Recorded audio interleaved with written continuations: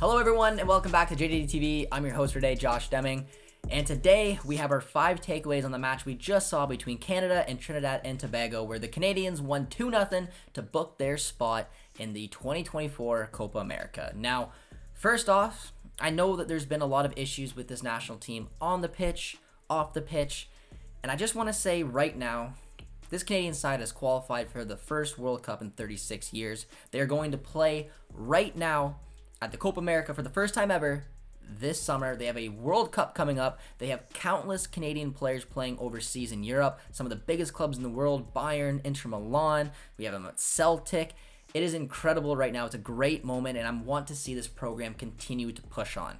I'm very proud to see, where we were, especially like 5-10 years ago, to where we are at this moment. And it's not good enough just to coast. I didn't want to see Canada have to do it the hard way. I wanted to see us compete in the Nations League, go to the final. It was a bit of a setback. We had to wait months for this game, a lot of nerves, but we got it done.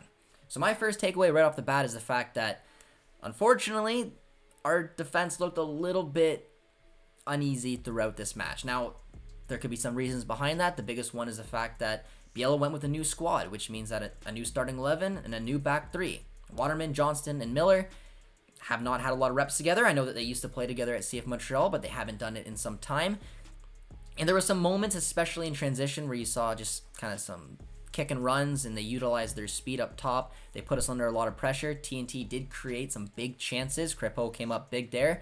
But they just weren't really gelling. And when they don't gel against a side like TNT, with no disrespect, it makes me nervy to see what they will do in the Copa America against like an Argentina. But hopefully there's some opportunities to work on that and grow on that. And it's hard to put players together that aren't used to playing for each other and haven't played for each other and expect them just to immediately find success. So it was just a bit of a worry there, and it took a while to get this national team going this game, especially with the chances that we were giving to TNT.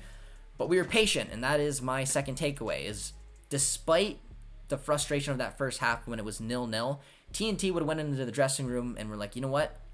We had a blueprint of exactly what we wanted to do, and this is it. We're frustrating the Canadians. We're creating chances on the counter, and there's an opportunity. Maybe we can find a goal and everything changes. And the more pressure that the Canadians feel, maybe the decision-making sometimes can go against them, but they were able to stay patient. They were able to not concede, wait for their opportunities, and they took a big chance with a great finish from Kyle Larin.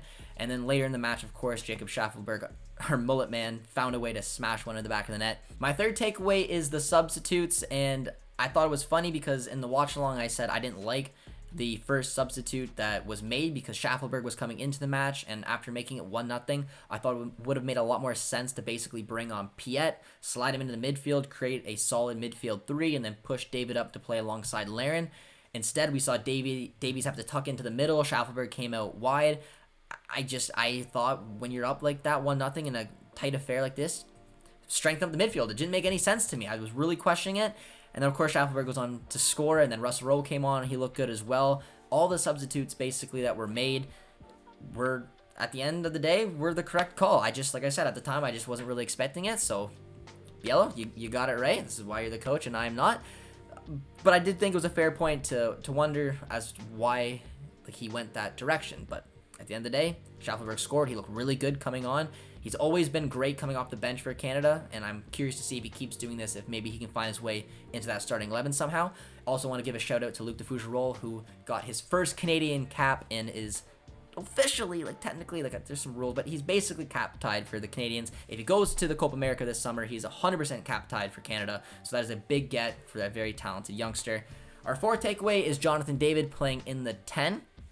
I personally am not the biggest fan of it, but considering if you look at this roster that Biello took, we don't have a 10 in this team. There's no Jonathan Osorio. The reason Osorio starts a lot of matches in the past is because we just don't have that 10. He brings that creativity. Without him, Biello wanted to look somewhere else. He started a red-hot Ike Ugbo up front with Kyle Larin, and he put David into the 10. The nice thing about Jonathan David is that he can play that role, and we saw it a lot in this match. He liked dropping into pockets. He liked being on the ball. For a striker, he is a striker who likes to have 30-40 touches of the ball, not someone like an Ike Ugbo who maybe has 15 to 20 touches. He wants to be involved. He's a creative player. We saw him have a couple of shots from outside the box. He can hit him with both feet.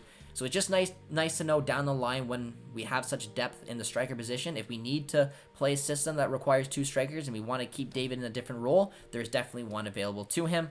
And finally, our last takeaway, our 5th takeaway, is the fact that we just grinded this out.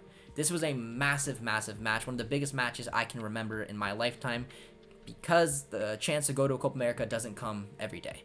And to know that we have a date lined up with Messi in Argentina is incredible. I can't wait to see what this national team can do.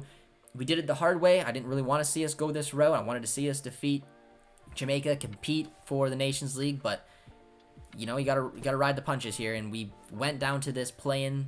We had a single match, a lot of nerves on the line. They got the job 2-0. They found a way through, and now it opens up a huge amount of opportunities. I don't know what the future is going to look like for Biello, if he's going to earn now this Copa America, but if not, the fact that we have a Copa America and a World Cup that we are co-hosting will give huge opportunities to dual nationals who are potentially interested in representing the country, and of course head coaches as well, guys. So I'm glad that we got the job done. Let me know down in the comment section what you think and what your biggest takeaway was. And as always, be sure to drop a like, drop a sub, and we'll see you guys soon. Cheers, friends.